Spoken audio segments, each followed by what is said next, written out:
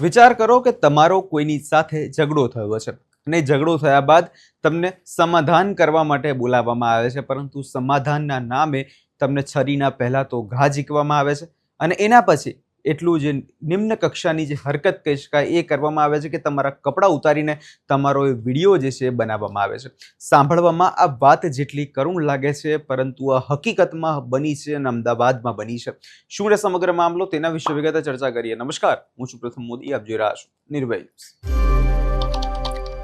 અમદાવાદમાં અને સમગ્ર ગુજરાતમાં જોવા જઈએ તો દિવસે ને દિવસે ક્રાઇમ જે છે વધતો જતો જાય છે. એક બાજુ પોલીસ એવું કહે છે કે અમે સુરક્ષા વ્યવસ્થા સંભાળી રાખી છે, પરંતુ દિવસે ને દિવસે જે અસામાજિક તત્વો છે તે ખરેખર બેફામ બનતા નજરે પડતા હોય છે. અને હવે એવો બનાવ સામે આવ્યો છે જેની અંદર પહેલા તો બબાલ થતી હોય છે અને બબાલ બાદ જ્યારે આરોપી સાથે એવું કહેવામાં આવે છે કે ચાલ આવી જાઓ, આપણે સમાધાન કરી લઈએ, એ બાદ જે ફરિયાદી છે તેને પહેલા તો ઢોર મારવામાં આવે છે, તેના પાછળ બૈડાના ભાગે છરીના ઘા ઝીકવામાં આવે છે અને પછી તેને નગ્ન કરીને તેનો વિડીયો જે છે બનાવવામાં આવે છે. જે ફરિયાદી દ્વારા જે પોલીસ ફરિયાદ દાખલ કરવામાં આવી છે, સૌ પહેલા એની પર એકવાર નજર કરીએ. અને એમાં લખ્યું છે, આ કામની હકીકત એવી છે કે ઉપર બતાવેલ તારીખ, ટાઈમ અને જગ્યા કોલમ નંબર 2 માં જણાવેલ છે અને કામનો આરોપી 19/4 રોજ થયેલ છે. જે ઝઘડો થયો હતો તે 19/4 રોજ થયો હતો, જેમાં અદાવત રાખીને 20/4/2026 રોજ રાત્રે 11 ને 12 વાગ્યાની આસપાસ આશરે કામના ફરિયાદી પોતાના ઘરે આવેલ નૂતન નાગરિક બેંક પાસે બેઠા હતા અને તે વખતે આરોપી નંબર 1 આવેલ ગઈકાલે ઝઘડો થયો અને જેમાં સમાધાન કરવું છે તેમ કહીને પોતાની સુઝુકીની મોટર કાર ઉપર શારદા મંદિર સ્કૂલ પાસે લઈ ગયેલ, જ્યાં બીજા સહ આરોપીએ મોટરસાયકલ લઈ આવેલ ગયેલ, જેને ગંદુ ભીમત્સ ગાળો બોલીને ગળદાપાટ મારીને અને આરોપી નંબર 1 ને કેડીની છરીની ઘા મારીને જમણા ખભાની પીઠ ભાગે મારી દીધેલ હતો, જેથી લોહી નીકળવા લાગેલ, તેમજ મોઢાના તથા કાનમાં ફેંટો મારતા લોહી પણ એ બાજુથી પણ નીકળ્યું હતું અને મોટરસાયકલ પર જીવરાજ બ્રિજથી મારતા જીએમડીસી ગ્રાઉન્ડ ખાતે લઈ ગયા અને જ્યાં રાત્રે 11:15 વાગે સુમરોક્ત આરોપીઓએ અંધારામાં લઈ ગયા અને ત્યાં કપડાં ઉતારીને ગળદાપાટુનો મારવામાં આવ્યો હતો. અને તે બાદ જે નિમ્ન હરકત જે કરવામાં આવી, જેમાં વિડીયો તેનો ઉતારવામાં આવ્યો અને પોલીસને જાણ કરશે તો વિડીયો વાયરલ કરવાની ધમકી પણ આપી હતી. ફરિયાદીને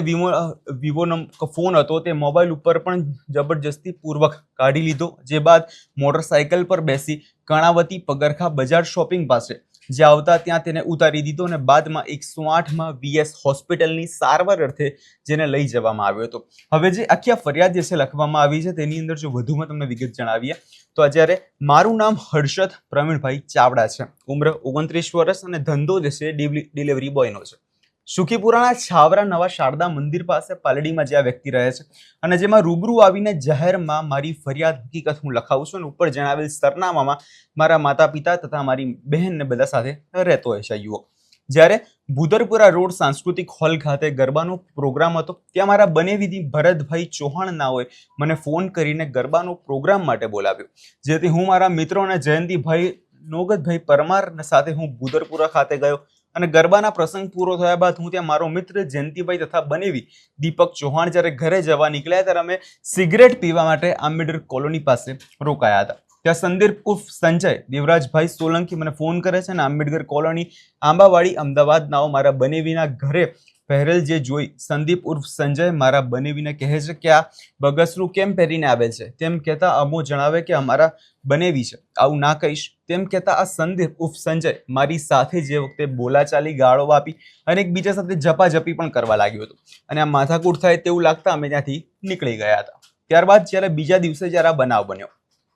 જ્યારે 20 તારીખે રાત્રિના આશરે 10:30 થી 11 વાગ્યાની આસરામાં મારા ઘર પાસે નૂતન નાગરિક બેંક ગલીમાં બેસ્યો હતો અને તે સમયે આંબેડકર કોલોની ખાતે જ્યારે મનીષ ધીરુભાઈ સોલંકી મારી પાસે આવેલા અને મારી પાસે માચીસ માગી હતી, જેથી મેં ના પાડી અને મનીષ ત્યાંથી નીકળી ગયો. ત્યારબાદ તુરંત જ ઉપરોક્ત સંદીપ ઉર્ફ સંજય દેવરાજસિંહ સોલંકી નામ પાસે આવેલા અને મને જણાવ્યું કે ગઈકાલે આપણી વચ્ચે જે બોલાચાલી થઈ હતી, જે ઝઘડો થયો હતો, એ બાબતે ચલાવ હવે સમાધાન કરી લઈએ. તેથી તેની સુઝુકીની મોટરસાયકલ પર મને બેસાડવામાં આવ્યું અને બેસાડીને શારદા મંદિર સ્કૂલ પાસે મોટરસાયકલ ઊભી રાખી અને થોડી વાર વાતચીત કરી. મનીષ મને તને સસ્પેન્ડ મોટરસાયકલમાં બેસાડી ધણીધર બ્રિજની નીચે રાજેશ ઠાકોરની સામેના રોડ ઉપર મોટરસાયકલ ઊભી રાખી, જ્યાં સંદીપ ઉર્ફ સંજય સોલંકી, મનીષ સોલંકી અને તેના મિત્ર વિશાલ તથા પરાગ વગેરે જેવા પહોંચી ગયા હતા અને આગલા દિવસે થયેલા ઝઘડાની અદાવત રાખીને મને પહેલા તો ભીમસ્ય શબ્દો બોલવામાં આવ્યા. તે બાદ મને મારવામાં આવ્યો અને સંદીપ ઉર્ફ સંજય તેની ફેંટમાંથી એક છરી નીકાળી અને જમણા ખભાની પીઠના ભાગે મને મારી દીધી હતી. એ વખતે મને લોહી પણ નીકળે એવું હતું, તેમજ મોઢાના તથા કાનના ભાગોમાં મને ફેંટો જે છે મારવામાં આવી હતી અને એના કારણે ઘણું બધું લોહી જે છે મારું ત્યાં વહી ગયું હતું, જો ફરિયાદી જણાવી રહ્યો છે. તે બાદ જીવરાજ બ્રિજ ઉપરથી મારતા મને જીએમડીસી ગ્રાઉન્ડ ખાતે લઈ ગયા, જ્યાં પરાગ સાથે આવ્યો હતો અને આશરે 11:15 વાગે સુમારુ સંદીપ ઉર્ફ સંજય, મનીષ, વિશાલ અંધારામાં મને લઈ ગયા અને મનીષ તથા સંજયે મારા કપડાં ઉતારીને મને ગરદાપાટ જે છે માર્યો હતો. વિશાલે મારો વિડીયો ઉતાર્યો અને પોલીસને આ બાબતે જાણ કરીશ તો તારો વિડીયો વાયરલ કરી દઈશ જેવી ધમકીઓ પણ આપી હતી. જે બાદ આ જે ત્રણેય આરોપીઓ હતા ત્યાંથી નીકળી ગયા તેમજ મનીષ મારો વિવો કંપનીનો ફોન જે છે એ પણ લઈ ગયો હતો અને મારા ખિસ્સાના ભાગમાં જે પૈસા હતા તે પણ લઈ ગયા હતા. જે બાદ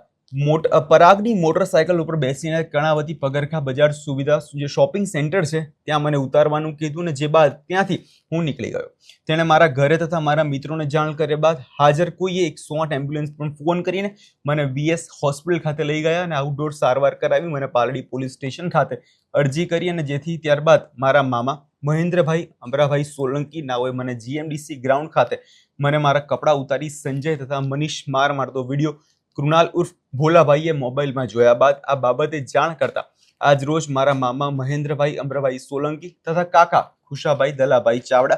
અને ફરિયાદી કરવા હું પોલીસ સ્ટેશન પહોંચ્યો છું. તમામ વિરુદ્ધમાં કાયદેસર ફરિયાદ નોંધી રહ્યો છું અને મારા સાહેબમાં ફરિયાદમાં જણાવ્યા અનુસાર ઉપરોક્ત તથા પોલીસ તપાસમાં નીકળી રીતે વગેરે છે,